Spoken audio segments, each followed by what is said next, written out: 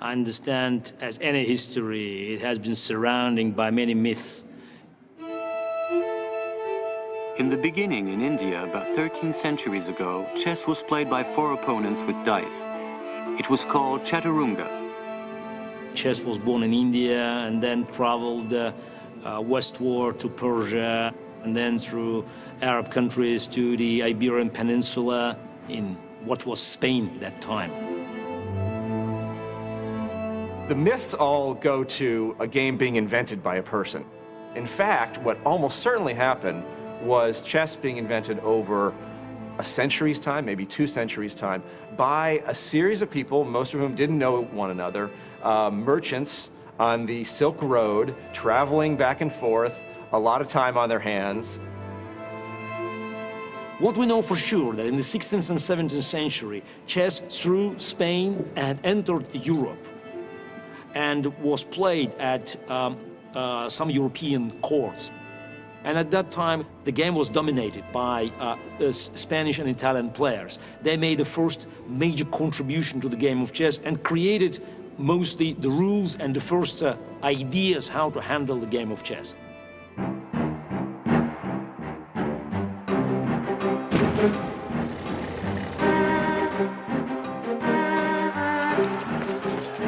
The easiest way to look at chess, it's a war. There are 2 armies fighting each other. It's a game of intimidation. Psychological warfare.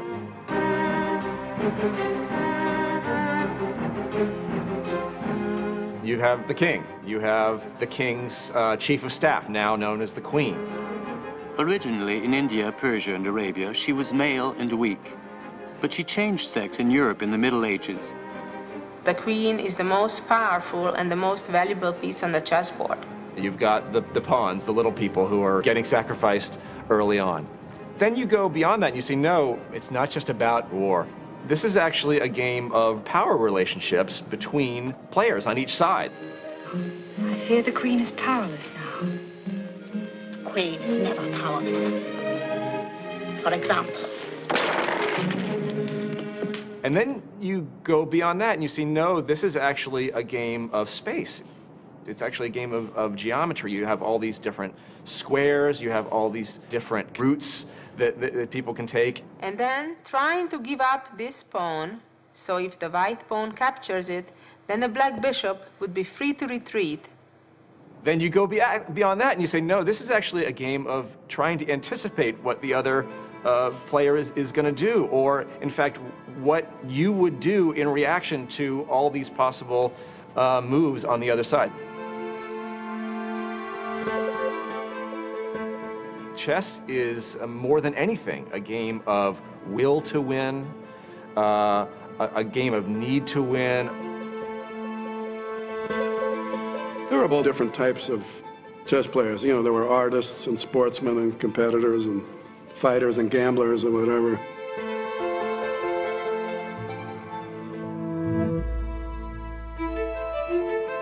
You are putting yourself in a world that is infinite. It's abstract. You are, in essence, reshaping your mind. I didn't see that at all. Queen. The total number of unique possible chess games, considering all the different possible moves and how long all chess games could go on, and it is 10 to the 120th power, or 1,000 trillion, trillion, trillion, trillion, trillion, trillion, trillion, trillion, trillion, trillion, trillion games. That's why it's probably the only game which had survived centuries and still is very much alive.